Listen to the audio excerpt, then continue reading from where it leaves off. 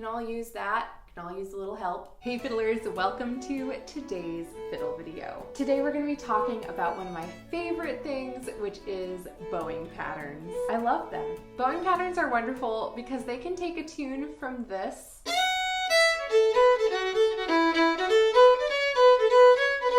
to this.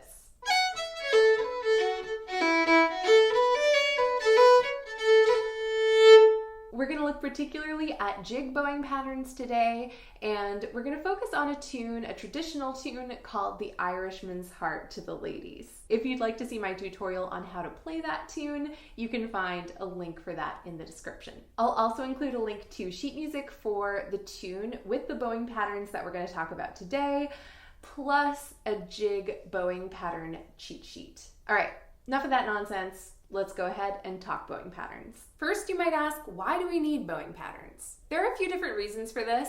One is just ease of playing. Bowing patterns can help you avoid slurring across string crossings. They can help you just save arm energy because you don't have to move your right arm back and forth quite so much. They can also help you avoid running out of bow. So if you're at the tip of your bow, maybe you can include a slurring pattern that'll help you get back to the middle of your bow. Aside from making our playing easier, which we can all use that, can all use a little help, bowing patterns also can create a really interesting emphasis in the tune. So some slurring patterns might give you more of a downbeat emphasis. Others might emphasize some other notes. And also they can create a cool texture for your tune. So they could make it a little choppier and maybe bouncier, or they might make it a little smoother and glidier, or a mix of both. We are focusing on jig bowing patterns today, and jigs are typically in 6/8 time. So we're thinking of 6/8 notes per measure. 1, 2, 3, 4, 5, 6. 1, 2, 3, 4, 5, 6. Those 6/8 notes per measure are grouped into two groups of 3 per measure. 1, 2, 3, 4, 5, 6. Or you might think of it as 1, 2, 3, 1, 2, 3. Now the fact that we're in 6/8 time means we might have those 6/8 notes, or we might have the equivalent of 6/8 notes. So we might have, for example, quarter, eighth, 1, 2, 3, 1, 2, 3. Or we might have a dotted quarter, 1, 2, 3, 1, 2, 3. Or variations on that. Another thing to know before we get into the nitty-gritty is what a down bow is and what an up bow is. This is a down bow where you're moving from the frog to the tip of the bow. And this is an up bow where you're moving from the tip to the frog of the bow. And lastly, let's talk about what a slur is. In fiddling, a slur is when you put more than one note into a bow. So instead of going something like, you might go and put more than one of those notes into that bow. As I mentioned, the tune that we're going to be talking about today is called The Irishman's Heart to the Ladies. Such a great tune. Now, if we were going to do mostly separate bows for that, it would sound something like this.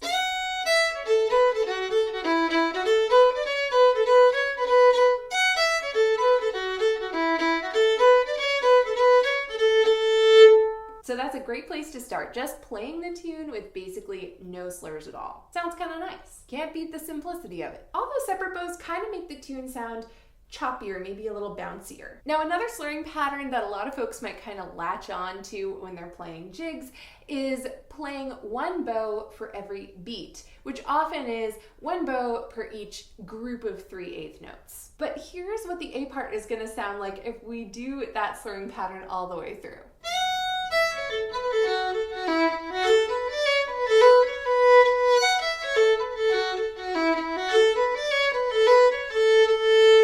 So it works, but it's not the most interesting. As far as the effect that has, it adds a really smooth feel to the tune. Another bowing pattern you might encounter an awful lot in jigs is the 1 down, 2 up slurring pattern. So what you're doing in this slurring pattern is, if you have a set of 3/8 notes, you're doing 1 down bow on the first one and an up bow for the next 2 notes.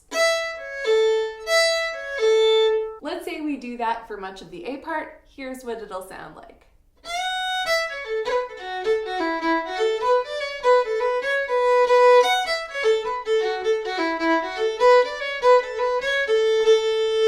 Again, it's a nice bowing pattern. We just might not not want to do it the entire time. Now the effect of this one is to give a very strong beat to the tune, a very strong downbeat. 1, 2, 3, 1, 2, 3, 1, 2, 3, 1, 2, 3. Now we get into a bowing pattern that's maybe a little more fiddly and one of my favorites. This you might call the across the beat slur. For this slurring pattern, what we're doing is we're slurring from the last note in one set of 3/8 notes into the first note in the next set of 3/8 notes. Here's what that sounds like in the A part of the tune.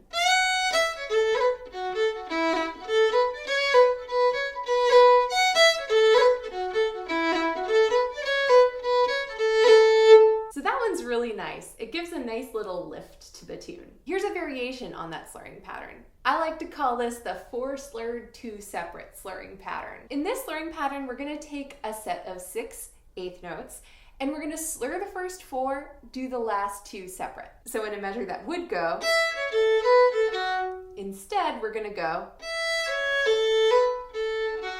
So you could do that on a down bow or starting on an up bow. So if I primarily use that one in the A part, here's what that might sound like.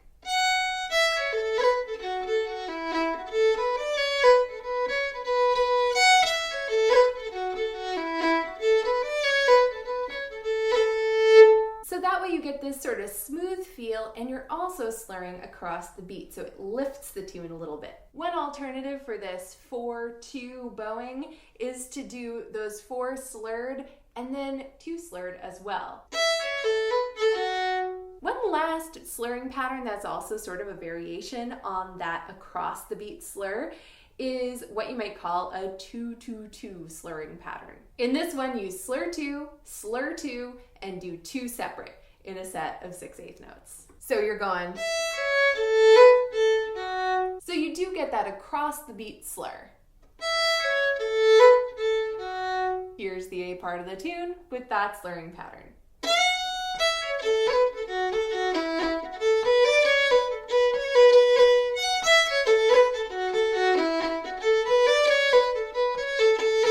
Really had to think about that one. Again, that's kind of a slightly smoother version of that across the beat slur. All right, so all those slurring patterns are a little different.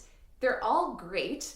The question is, where do we use them in a tune? For various reasons, we don't necessarily want to use one slurring pattern all the way through a tune. It can get a little relentless, a little boring, and it also doesn't necessarily work well with where the string crossings are, or what kind of emphasis you want to have, what kind of texture you want to have, or even what the rhythm of the tune is. So consciously or unconsciously, you might take all those things into consideration when you're deciding which bowing patterns to use for a tune. Let's go ahead and try to practically apply these to the tune, figuring out which ones we want to use where. All right, so we start with a pickup note, and then we launch into the first measure. Let's focus on that first measure for a moment. So we could play all those notes separately, and that sounds great. Or we could incorporate a 1 down, 2 up, maybe on the first set of 3/8 notes, where it works pretty well because the first one's on one string and the next 2 are on the other. And across the beat slur would work pretty well too. Again, we're not going to have to cross strings with a slur. The other slurring patterns could work as well, but for now, let's just do separate bows. This next measure goes like this. Again, separate bows could work fine there, but at this point we might want to add in some slurs to kind of change things up. A 1 down, 2 up would work really well right here, because again we have that 1 note on one string, 2 notes on the other. So it's pretty easy to do. And then let's just keep that going for the next set of 3. So far we have separate bows, and then 1 down, 2 up. Here's our next measure. Maybe here we could do sets of 3. That would work pretty well. We might avoid 1 down, 2 up since we just did it, but I'm kind of feeling like doing it across the beat slur.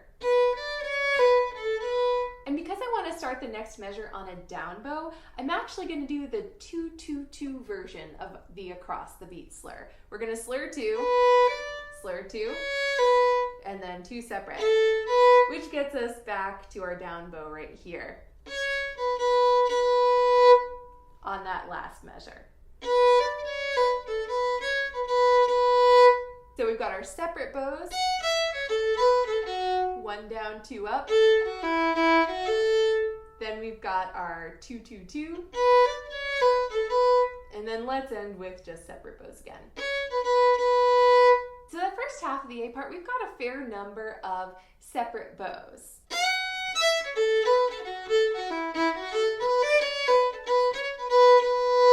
Let's try making this next part a little smoother. It starts the same, so we've got that pickup note, and then we have, again, same as the first measure. Let's try doing a slur 3, slur 3. Then our 1 down, 2 up. And then let's do that 4 slurred version of the across the beat slur. Maybe we'll slur the last 2 notes as well. And then separate bows to wrap up. So that's a lot more slurring and gives us a smoother sound.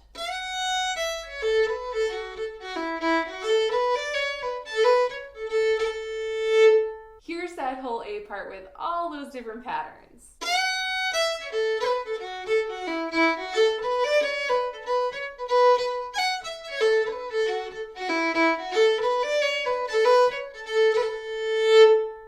Pretty interesting right there. So that's our A part. Let's take a look at the B part. We won't get into as much detail here, but suffice it to say, there are a lot of repeated notes in the B part.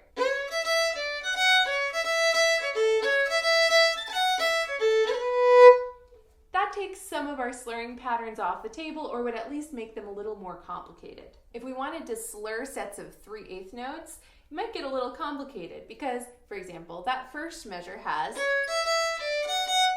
we could slur, but we're slurring the same note into another of the same note. We could separate them with a grace note, and that would be okay, but it's not my preference. Same thing if we did 1 down, 2 up. Or if we did cross the beat slurs in the middle of the measure, that could work. But to simplify, let's just do some separate bows.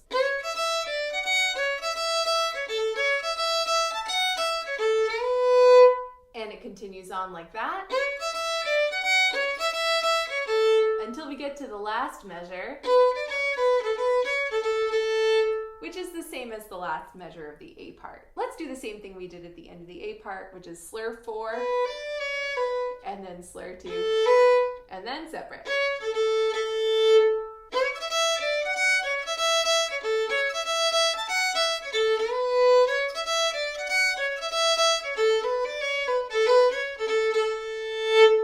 Sounds great, and it's a little simpler than that A part of the tune. Alright fiddlers, that wraps up today's fiddle video. I hope you enjoyed it. Again, if you'd like a tutorial on how to play Irishman's Heart to the Ladies, there's a link to that in the description. I'm also including a link to that final version of the tune we came up with those different bowings incorporated. There you'll also find a cheat sheet which has all those jig bowing patterns that we talked about today. Have a wonderful day, happy fiddling, and I'll see you soon.